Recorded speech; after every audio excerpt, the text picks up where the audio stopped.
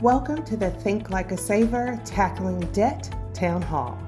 Settle in as the America Saves team, industry experts, and influencers discuss topics that will support you in your goal of reducing your debt while using strategies that best fit your financial situation. We know that there is no one-size-fits-all solution for saving and paying down debt. So take the suggestions and recommendations that work best for your family. We encourage you to engage with us, share, comment, ask questions. But most importantly, we want to ensure that you get the support you need to take action. Now, let's get started. Welcome to the Think Like a Saver, Tackling Debt Town Hall. I'm Kia Young, Director of Communications at America Saves, and your moderator today. As you probably know, it's America Saves Week. It's an annual celebration focused on Americans doing a financial check-in and looking at how we spend, how we save, setting some great savings goals, making a plan to reach them all. More specifically, today's theme and focus is to save to reduce debt. And that is exactly why we're here. Last fall, we hosted our How Do I Pay Off Debt Town Hall, and our audience had so many questions. You were so highly engaged with us. So we knew during America Saves Week, we wanted to bring that topic back to be able to continue to support you in your efforts to become more financially stable and to reduce your debt. I'll be joined by some incredible speakers today, but first, there are 3 things I need you to know. First up is the I'm Saving for Sweepstakes, where you are eligible or can be eligible to win one of 2 $500 cash prizes to jumpstart or add to your savings. All you have to do is take the America Saves Pledge if you haven't within the last 12 months and join our Think Like a Saver Facebook group that our team will be putting in the comments for you.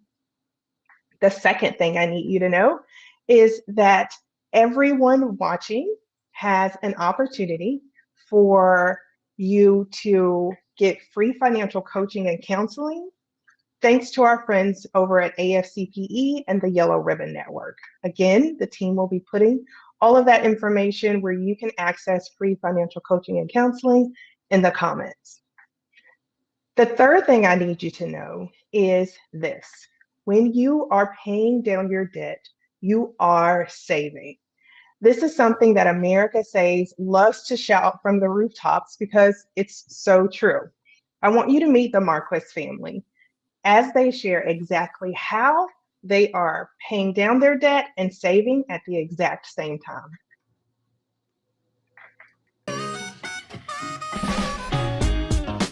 Hi, my name is Tiffany Marquez, and this is my husband, Brian Marquez. We've been married for 17 years now. We live in North Carolina, and we have 2 sons. One is 13 and one is 17. Our 17-year-old is a senior in high school this year, and our youngest, our 13-year-old, he's in 8th grade. Our spending and savings habits during COVID-19 certainly did change. There's certain things that happened during COVID-19 that weren't happening before. It's almost like a full-time summer. The kids are home the whole time. In our school district, they are 100% virtual. So the kids are always home. We have to budget for feeding 2 growing boys the whole time, as opposed to them going to school and getting lunch there.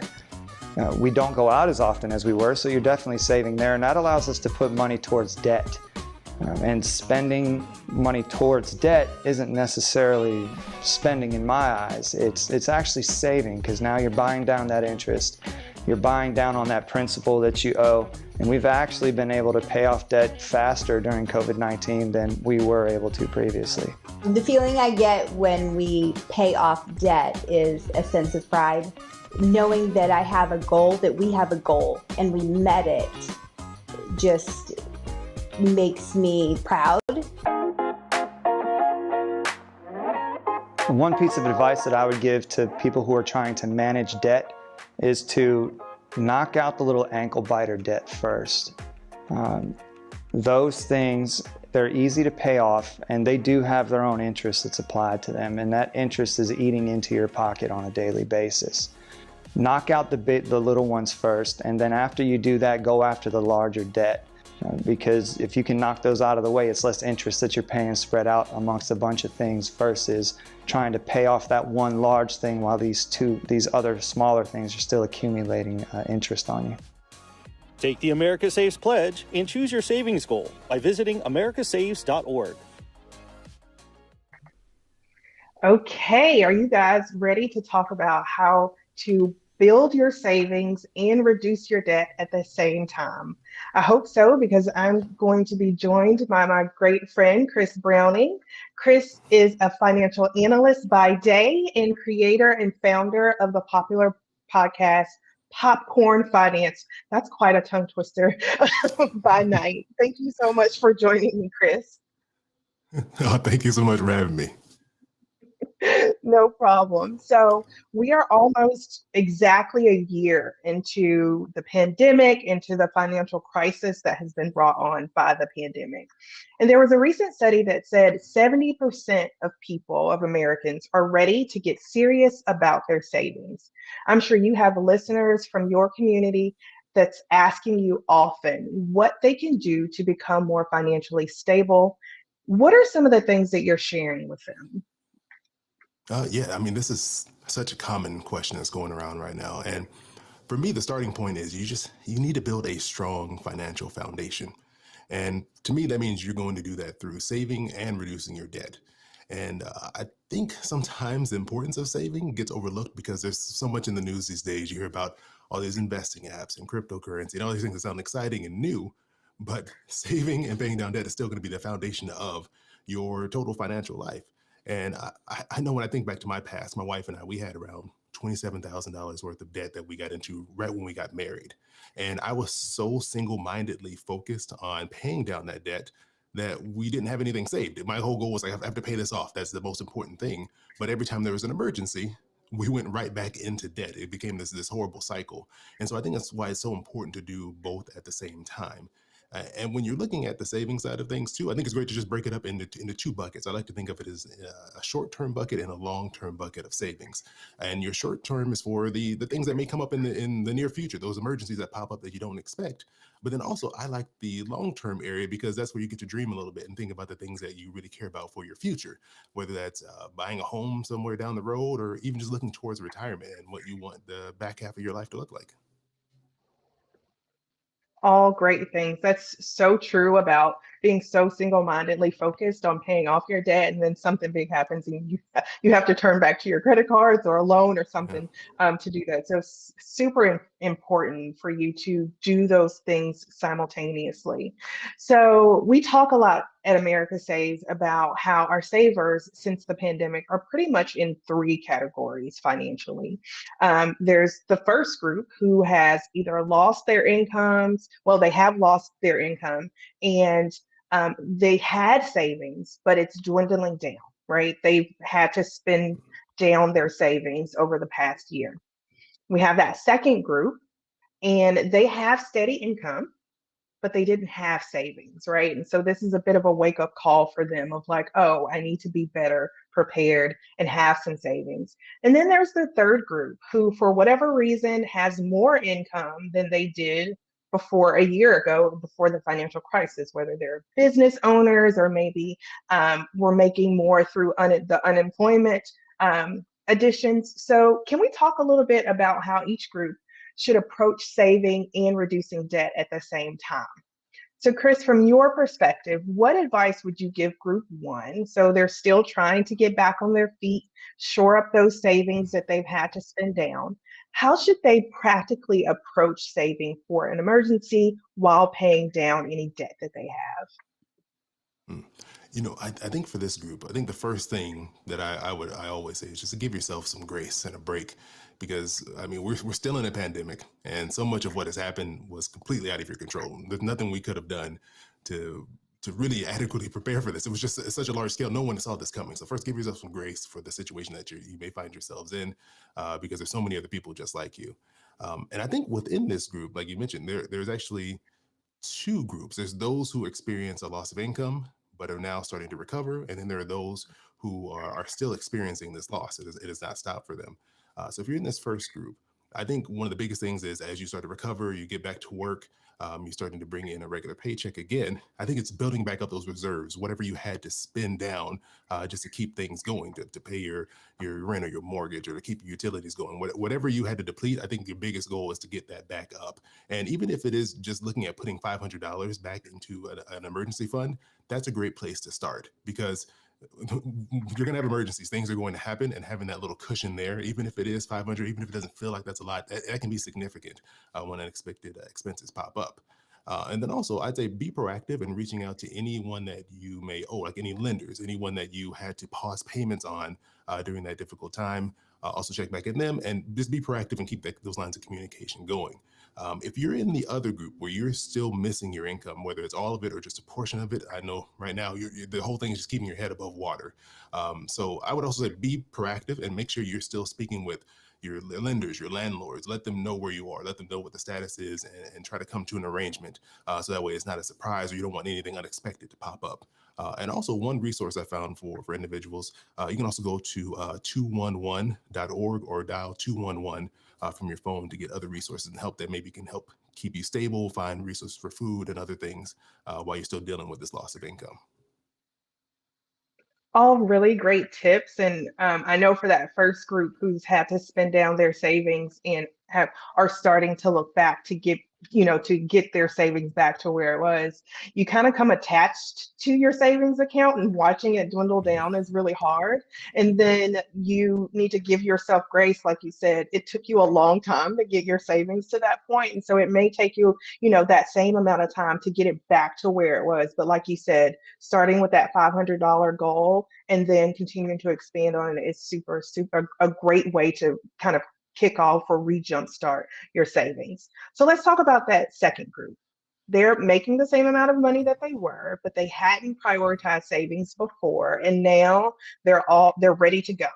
So they're ready to start, saving short term and long term. How should they approach their debt while focusing on those savings and after having that wake up call? So I think if you're in this group, the past year has really shown us that things can occur that we never could imagine and can completely change our lives. And so I think we want to use this opportunity right now, this time that we're in now, where you still have a stable income, but maybe you weren't really thinking about savings too much. You want to use this time to get serious about your finances. And we're all really notoriously bad at doing mental math. I mean, me, everyone I've ever met, there's very few people I know who are great at just doing math in their head. And we're even worse at doing mental accounting and budgeting. So I think to take some of the pressure off yourself, one of the things you can do is just grab one of these budgeting tools that are out there. There are so many that exist. I mean, from Mint to You Need a Budget, Copilot, Tiller, just an Excel spreadsheet. There's so many tools you can use to take the pressure off your mind of keeping track of these things and more than likely under or overestimating what we're actually doing with our finances, and use that to get things in order. And I think the key is you want to pick a tool that you'll actually use. So there's no shame in picking something and figuring out you don't like it and then moving over to something else. The key is to find something that you're going to use consistently, and then also something that you can use to understand where your money is going. And also, more importantly, is where you're wasting money, because we all have these leaks in our finances. There's all these spaces in our money that, it slips out here. We go to eat a few times. We're not really thinking about it. The money can slowly just leak out of our account, and we don't really even, we're not taking that into consideration. Also, you want to look at how much money you're bringing in, and then look at what expenses have to be paid, whether that's houses, food, or house, food, utilities, all those things that are mandatory, things that you're going to have to pay every single month. And then the difference between what you're bringing in and those things that you have to pay is now what you can use to build a plan. You can build a plan to start your emergency fund, to start paying down debt. And also leave a little room in there for fun as well. I mean, because this is going to be a long journey, so don't burn yourself out completely in the first few months of doing this. But understanding where you are financially, and then where you have that room to move around and actually make a real serious plan that you can stick to, is going to be your key to actually building savings and reaching some of those goals that you have for yourself.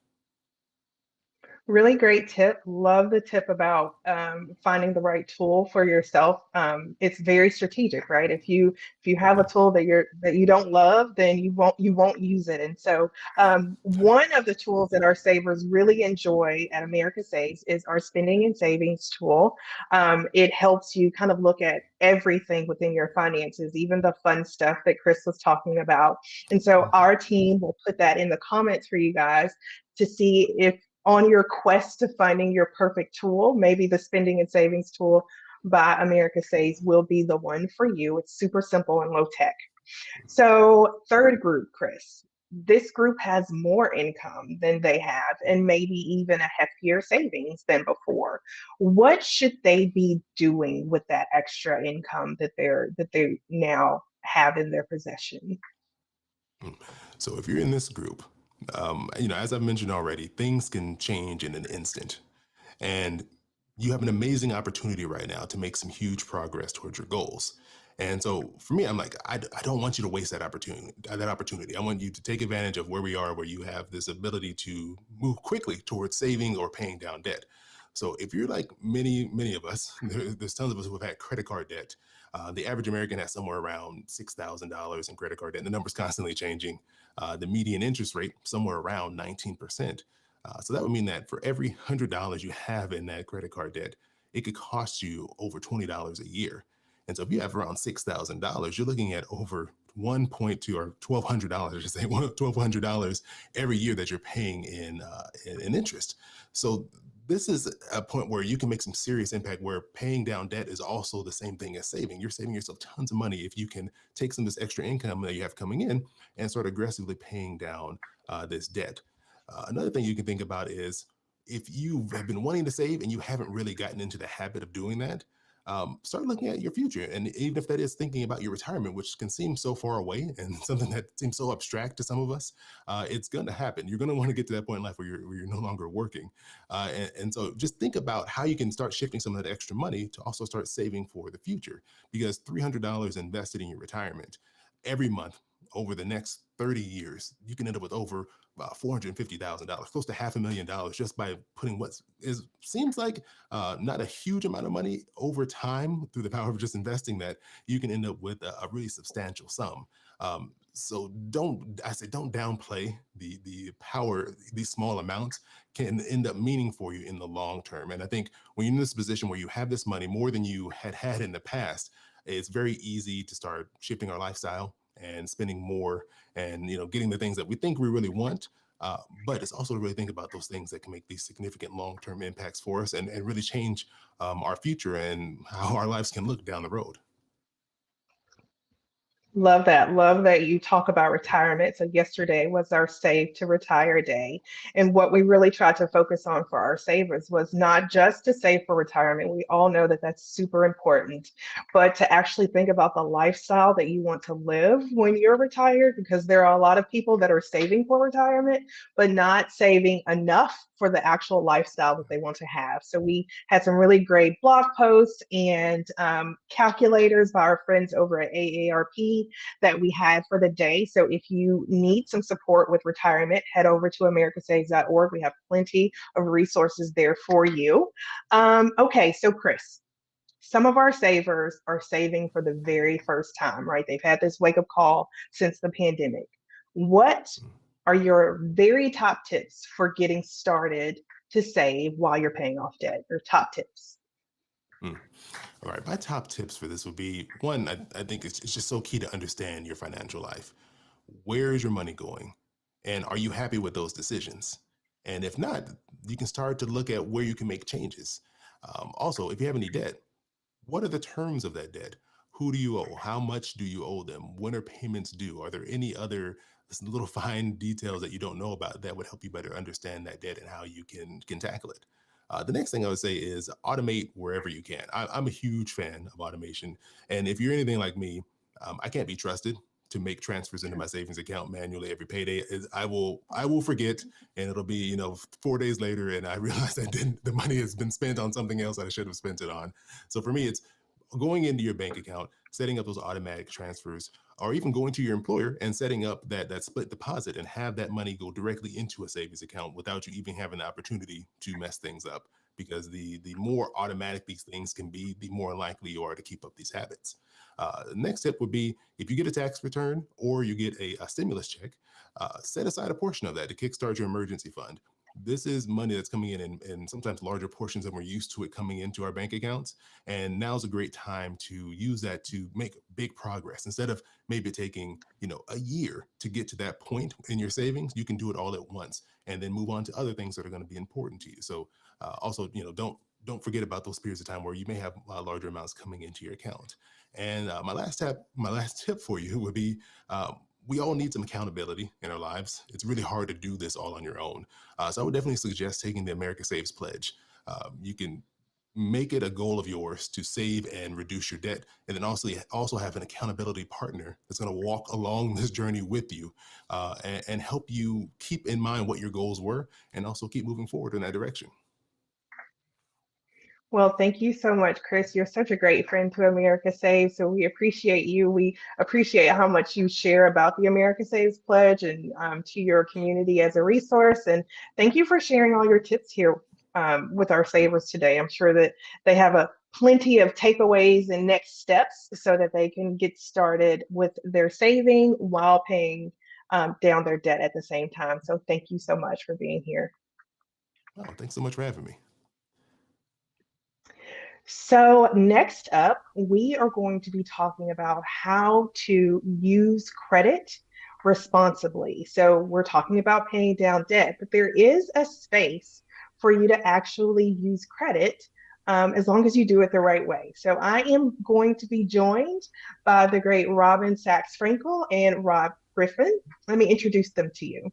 So Robin is a personal finance expert at Forbes Advisor and has covered credit cards, credit and debt content. She's written for so many national web publications, including NerdWallet, Bankrate, and Her Money. She's been featured as a money expert by outlets including CNBC, Business Insider, CBS, and the list goes on.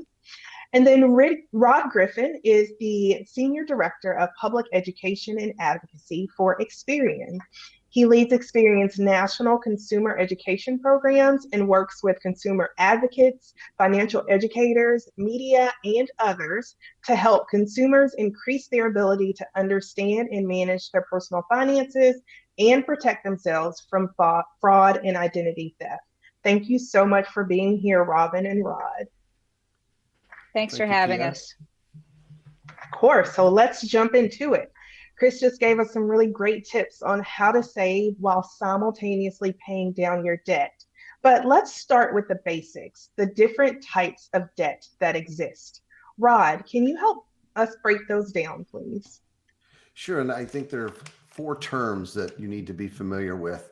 The first is secured debt, which is purchasing something with a loan that can then be used as collateral by the lender. And if you aren't able to pay that debt, they can take it back. Usually those are installment loans, which is the second term to think about. An installment loan is a loan that requires you to make a certain amount of a certain payment once a month until that debt is paid in full. Usually those are secured debts. And typically things that we think about are car loans or mortgage loans, something that you buy. The other kind of debt is unsecured debt.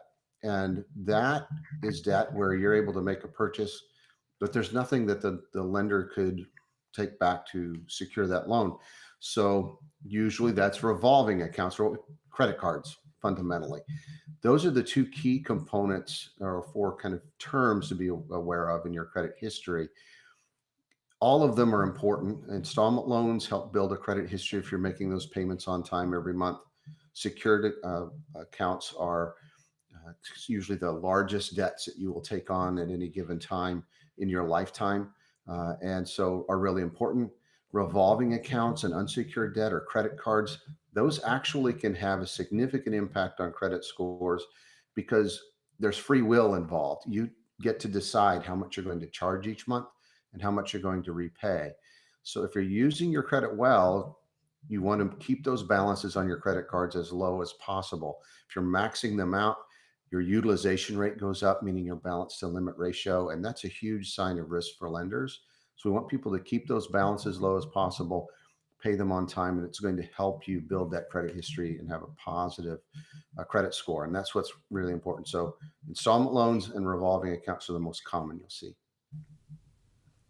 Really, really great information. Thank you for breaking those different types of debt down for us, Rod. And so we know that paying down your debt, and particularly credit card debt, is a goal for so many of our savers. It's one of our top goals every year when people take the America Saves Pledge. Robin, knowing that there is a reality where you need credit, what are some examples of why you would want to use credit rather than avoid it? Sure. I mean, the most relevant example to what's going on with the economy today is, if you're not working and you need to buy groceries and you don't have an income, you could conceivably go to the supermarket and put the groceries on your credit card. Or your car, you get a flat tire and you don't have, a couple $100 in cash to replace your tire or have it patched. Those are scenarios where having credit available can be extremely useful to you. It's basically like having emergency money that you have access to. Okay, that makes complete sense. And so I'd love for each of you to kind of share some of the benefits of using credit responsibly. So how can credit actually work in your favor? Rod, do you want to go first? Sure. I think there are a lot of things, and sometimes it's things people don't think about. You always tell people credit's a financial tool, debt's the financial problem.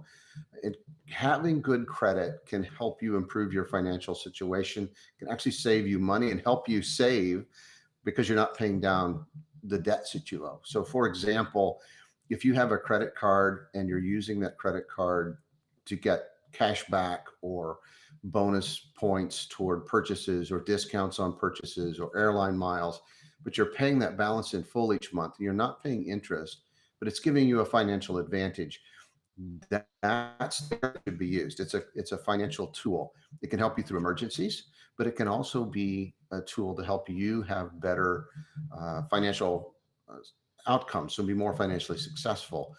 Good credit can also help you qualify for things like leases or lower security deposits for utilities. So it can save you money as you're making life decisions and using it for necessary expenses as well.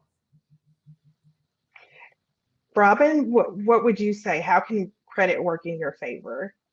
Sure. So the thing with credit is if you have bad credit, it becomes even more expensive to carry debt. And if you have good credit, then the interest that you're charged on carrying that debt is lower. So by having good credit, it makes all your loans a lot less expensive. And there are going to be times when you absolutely need a loan, a mortgage, a car loan. Most people don't pay for these things in full. Most people take out a mortgage or they take out a car loan or even student loans. So the better your overall credit standing is, the less expensive it is for you to borrow money for these things.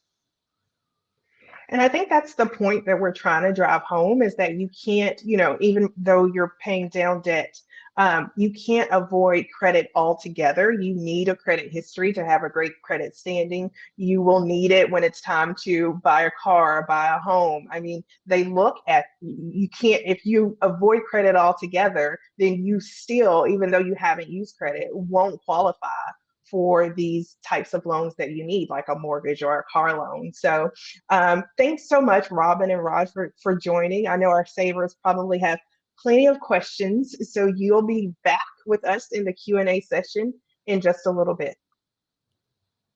But now I want to turn our attention to an issue that frankly isn't discussed enough, and that is payday loans. So we're going to be talking about why you should definitely try to avoid them. But if you find yourself in the cycle of a payday loan or any type of predatory lending, how you can actually get out of that situation. And so I want to introduce you to my new friend, Brandy Baxter. She's an accredited financial counselor and financial fitness coach. Brandy is the owner of Living Abundantly, where she coaches couples to shift their mindset and to bring future financial goals into present reality. In addition to being an AFC and FCC She has a communication or a bachelor's in communications, a master's in management, and a graduate certificate in executive coaching. And she's currently pursuing a doctorate degree in strategic foresight. Brandy, thanks so much for joining us. I'm excited to have this conversation with you. Thanks, Kia. I'm happy to be here. Okay, so let's set the stage right up front. Payday loans fall under the category of predatory lending. Can you explain why? Well, something I don't talk about a lot is when I was in college, I actually worked at a payday lender. And the crazy thing about it is these businesses market themselves as a resource in communities. They're often found in communities of color where people don't have a lot of disposable income, the savings that Chris talked about. And so the marketing and the setup is all geared to present a friendly business. Welcome, come on in. We're here to help you. And unfortunately, what ends up happening is if you're in a financial situation that you go and get a payday loan, you often are putting yourself in a hole when it comes to the payday. So whatever bills incurred during those 2 weeks, now you're making this payment and you're behind already. And so what I saw, clients would come in every pay period. And it was like this vicious cycle that they got themselves into. So it reminded me of like a lion going after a harmless bunny by the riverside who is just waiting to be gobbled up because they don't have anything around them to protect them. That was a crazy analogy.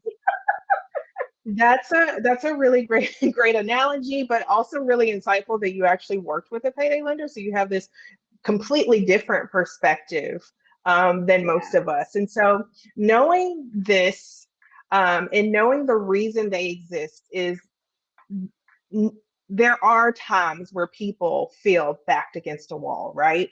And, they may have a low credit score, they don't qualify for loans anywhere else or traditional loans with a bank or a financial institution. And so they turn to this payday loan as what they feel like is a last resort, unfortunately. So here's my question to you. Is it actually a last resort? What other options are out there that people can explore versus going to a payday lender? Yeah, so when I hear the phrase last resort, it makes me think that there is nothing else, that someone has tried everything. So let's look at, in some cases, payday lending does feel like a last resort. However, let's give them some other resorts to look to. First thing first, I'm a big fan of starting with friends and family. If the car breaks down and you need emergency cash, try to get from people who won't charge you interest to repay them. I'm also a really big fan of the gig economy. You can kind of plug and play as you need to. Maybe 6 months of work would allow you to pay back a family member from a loan that you had to borrow from them. Another thing that I'm finding happening a lot with this younger generation is this crowdfunding. Maybe you've never thought about crowdfunding a financial emergency. I never thought about it until someone emailed me and was like, hey, I have this situation. Can you support in some kind of a way? And then another option to think about is looking around at the skills that you have, the resources that you have. How can you leverage them to make money? For example, now that a lot of the parents are home with their kiddos, maybe you want to start an online teaching program. Maybe you want to start a homesteading program for the kids in your neighborhood. When the mom has to go to work and the dad has to go to work, they need someone to stay home with their kiddos. Thinking outside of the box on creative but legal revenue generation strategies can help position you so that you won't have to look at a payday lender as your last resort. This also ties back into what Chris said. It is critical that you save as much as you can. It doesn't matter how small, because whatever you save today is money you don't have to borrow tomorrow. I love that. And, there are also just some community resources, right? I know you and I talking, you had mentioned like churches sometimes can help you. Yeah.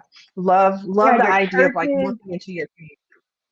Your churches, your nonprofit organizations, maybe you're a member of a fraternal organization. any of the groups that you're already connected to could be a source of support for you, even if they're not going to hand you a check, but they may know of other services that could help you. And you can actually put some of the tips that you just gave together. So I'm thinking, like, if you have a talent, let's just say you're really great at baking something and you have an emergency, you could couple that with like crowdsourcing or crowdfunding and saying, instead of just saying, hey, can you lend me something, like, hey, I had this emergency and I really need a quick cash injection. Can I bake you a cake for $20 or whatever? And before you Yes. know it, in a really quick time, you have, put money or gathered enough money to help cover that emergency. So I love the idea of thinking outside of the box and getting creative instead of turning to something like a payday lender. Another option for you or for someone could be to look to their employer to see if their employer has a program.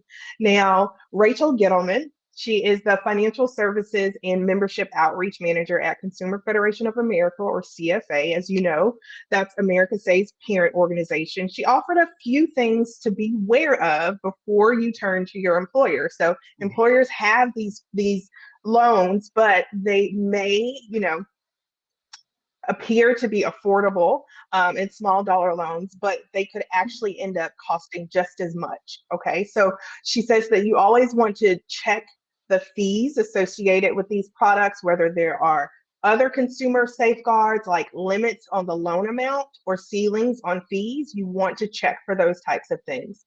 She says to beware of products that offer loans for a tip or a fee per transaction. And although these may seem like small fees, they can add up pretty quickly.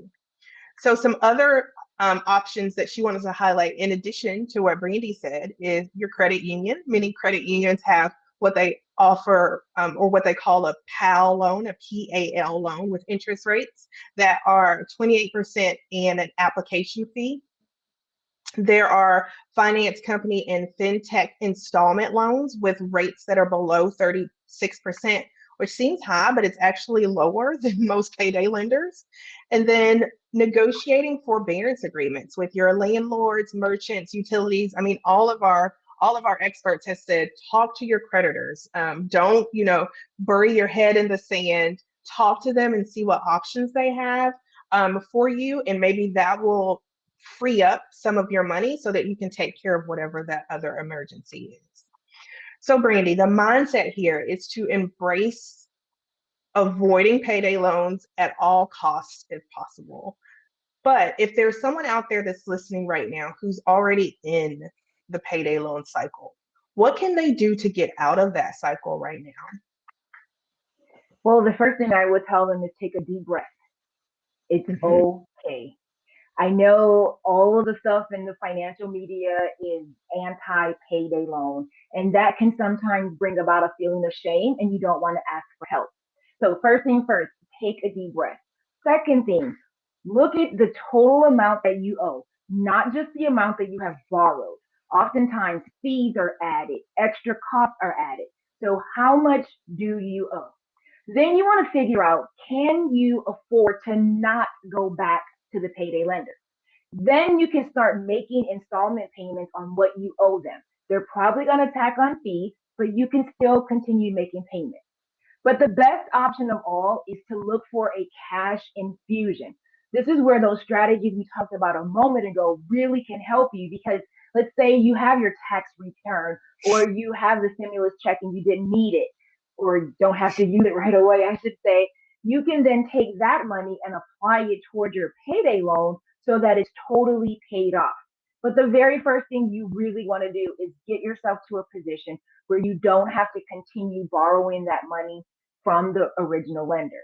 And so thinking out of the box, looking for a way to increase your income and additional strategies, working with a financial coach or a counselor who can help you look at your income and your spending so you can create a plan that really targets how you want to pay off that payday lender.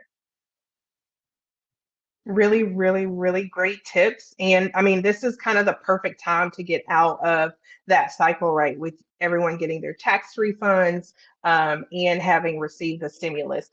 I can't think of a better time where you can plan and strategize to get out of that cycle if you're in it. So, Brandy, you are an AFC and you work with AFCPE, our really great friends. Can you tell us a little bit about the process of working with a financial coach or counselor? And I guess I should frame this first, because I shared in the beginning of our town hall that everyone that takes the America Saves Pledge and watches this town hall gets the opportunity to work with a financial coach or counselor at no cost to them whatsoever.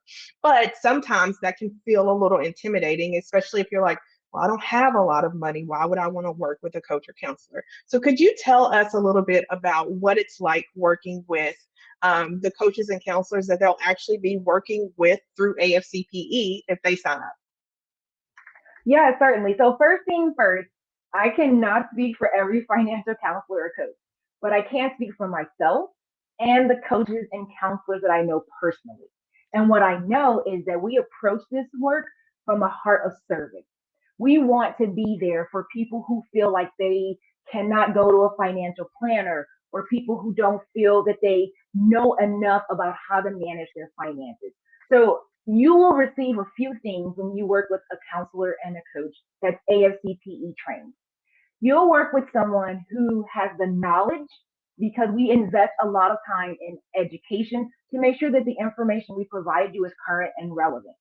You'll also work with someone that has the skill. Both of our certifications, the one AFC and the FSC with Sage Financial Solutions, require practical experience before our certification. So not only will we come with the knowledge, we will come with the experience.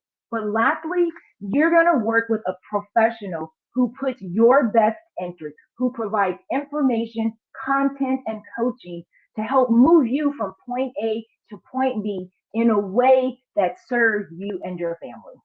We're everyday people just like you, and we really want to serve our community. And this is the one way that we have found the most joy in doing so.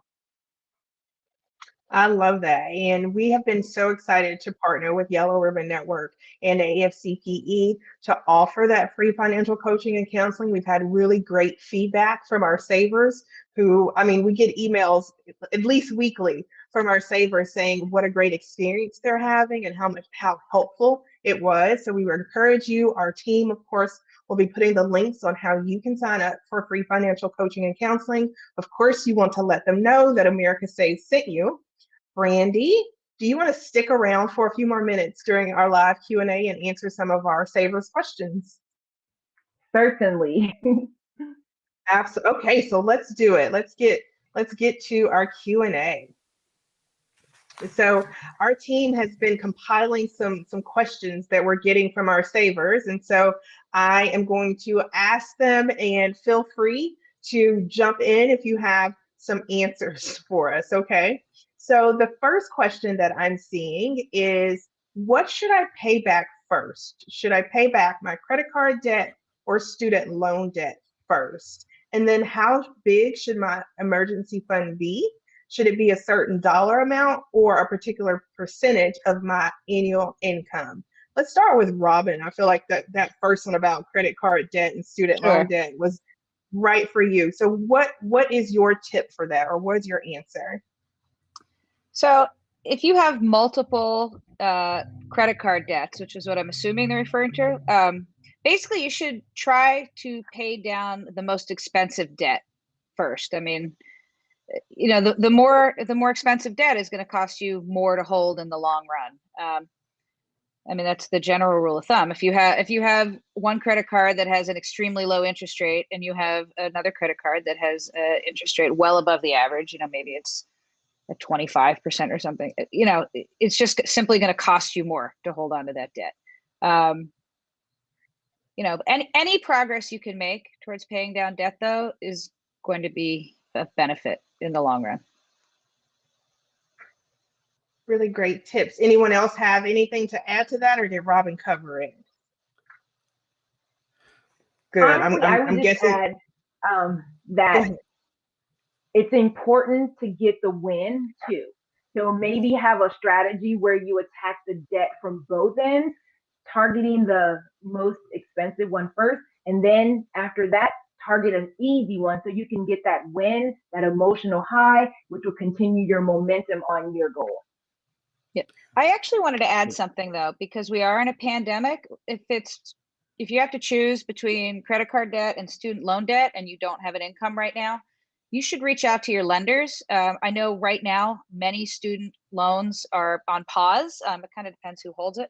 I know federal student loans, I believe most people who need it are allowed to pause those debts. So in that case, it's a no-brainer. You would pay your credit card debt. But if you're having trouble paying either of those debts, I highly recommend reaching out to your lenders. Call the number in the back of your credit card, see what your credit card company is willing to do to work with you, see what your student loan servicer is willing to do. There are a lot of accommodations right now that you may not have had access to in the past because of the pandemic, because so many people are struggling. And, if you're a lender, it's better to get a piece of something than a piece of nothing. And they're very willing to work for the most part with people who are having trouble, even making minimum payments. Yeah. Really great information. Rod, a question that I'm seeing that may be great for you to answer is we have a saver that is thinking about getting a car loan and wanting to know what is a good credit score that they should be striving for in order to qualify for that loan, or what's a good interest rate on a car loan? Yeah, and I can certainly speak to the scores. When you're buying a car, they're actually going to probably look at an auto loan score, so a credit score specific to buying a car. And those may have a scale. They're from FICO, but they'll go up to 900. So you might have better than 850. So if you're ever having a bet with somebody, look at your auto score. You might beat them every time. But a good score is usually, 700 or above is going to help you qualify. You'll be able to qualify, maybe not for the best terms or the best rates. If you're 750 or higher, that generally is a good rule of thumb for getting the best terms and rates. So 700 is good. 750 is really good. If you're falling below that, if your scores are around 680, it's what we think of as near prime and becoming subprime, which means you're going to have a harder time qualifying. And if you do, you're going to have to pay higher interest rates and fees. So the higher score, the better. Shoot for that 700, 750 is ideal. Okay, we all have our margin orders when it comes to buying a car now. Last question that I'm seeing is about consolidating their debt. So they're wondering, should they, consolidate their debt into one single loan? What thoughts do you guys have around that? Brandy, you want to go first? Yeah, certainly. I think it depends on the math. So if a consolidation loan really makes sense for the household where they can make that monthly payment and breathe at the end of the day, then definitely go for it. I'm similar to Robin, reading the details, reading the fine print, making sure you understand what you're getting into. You don't want to trade one tough situation for another tough situation. And also you want to make sure that you understand if this, say, credit card is going to be paid off in 3 years, but you roll it into a consolidation loan that's going to take an additional, 5 years to pay off. Now you just stretched out something that you might be able to knock out a little earlier. So just, again, this is why working with a counselor or financial coach is so important, because we can help you walk through these different scenarios to see what makes the best sense for you and your family. Does having a consolidation loan, does it affect your credit score? And that's what I was going to say. Consolidation, you hear used two different ways.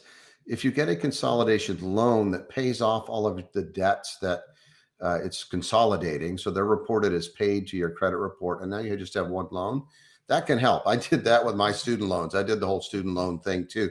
So years ago. So a debt consolidation loan can be positive because it shows that everything is paid as agreed and you just have one loan. You'll also see on some of those late night commercials, we'll consolidate your debts. And what they're really talking about is debt settlement. And that's an entirely different thing.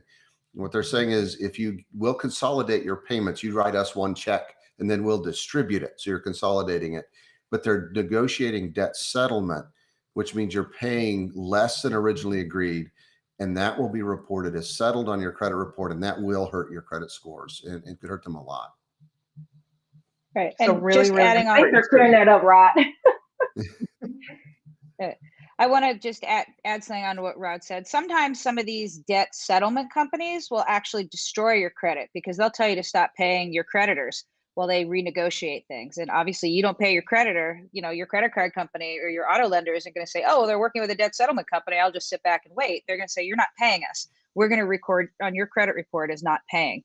Debt settlement companies are predatory, in my opinion, for the most part, like payday lenders. They may charge you outrageous interest rates, and they are probably not going to help your credit. They may say that they're going to provide you debt relief, and it's possible they may be able to renegotiate some of your debts, but you are absolutely going to be in worse shape credit-wise than before you started with them. A better way to think about debt consolidation is there's two ways. I mean, one, you can take out a loan, like a personal loan is often used for debt consolidation. And if you take a personal loan with a reputable company, then that's not going to affect your credit at all for the reasons that Rod said. It'll ideally help improvement. You could also do something like if you have multiple smaller credit card debts and you can get approved for a credit card with a 0% APR balance transfer offer and then shift 3 or 4 credit cards or other small debts onto one credit card, that's another form of debt consolidation. And that can be effective too, as long as you keep in mind that all 0% APR offers have a time span. It could be anywhere from 6 months to 21 months, I think is the longest right now. So I could talk about this for hours and it would probably be too much information, but debt consolidation is not a bad thing if you know what you're doing and or you get some advice to help you know what you're doing and you approach it in the right way to help you. Really, really great advice. There's so many fine details that, if you're not aware of these small things can end up hurting you. So thanks for clarifying that about debt consolidation. And we can't thank you enough, all 3 of you, plus Chris Browning from Popcorn Finance, for joining us today. Tomorrow is the culmination of America Saves Week, and the topic is to save as a family. And so we have some exciting news that we want to share with you. So I'm going to throw it over to my friend and colleague, Amelia O'Rourke Owens, who is the Associate Director at America Saves, to share that exciting news with you about some really great things that our initiative, America Saves for Young Workers, is doing. Hi, and happy America Saves Week. It's my honor to join this Tackling Debt Town Hall to introduce the America Saves National Youth Advisory Council. The council is made up of 24 young adults from all over the country. We received hundreds of applications from hundreds of great youth and young adults. This council will help us in 3 different ways this season. First, the council will be advising America Saves for Young Workers, our program to teach young people at or around the time of their first job about saving automatically, to improve our resources, and to ensure that young people at their jobs are being given the best motivation to save. Second of all, the council will be absorbing information on financial capability and disseminating it into their own communities with the resources that they're making. This council will be graphic designers, event planners, and financial and savings advocates to their communities. And lastly, the council will advise us on what's going on for youth and young adults in the financial world generally. This is such an important time to develop healthy financial behaviors when young people earn their first income and at a time when there's a lot of financial change. So it is our honor at America Saves to host this incredible group of 24 youth and young adults from all over the country for the inaugural America Saves National Youth Advisory Council. Thanks for attending the Think Like a Saver Tackling Debt Town Hall. The team at America Saves hopes that you leave this town hall feeling motivated, encouraged, and ready to save successfully, reduce debt, and get on the path to building wealth. Don't forget to take the America Saves Pledge, then take advantage of the free financial coaching and counseling generously provided by Yellow Ribbon Network and AFCPE. Also, be sure to enter the I'm Saving For Sweepstakes, where you can enter to win one of two $500 cash prizes to jumpstart your savings. Special thanks to our partners whose generous support allowed us to bring you the Think Like a Saver virtual town hall series. And thanks to our over 1,700 participating organizations who've made America Saves Week 2021 an incredible success. Tomorrow is the last day of America Saves Week, where we'll focus on saving as a family. We hope that you've taken the time to truly check in on the health of your finances and particularly your savings goals this week.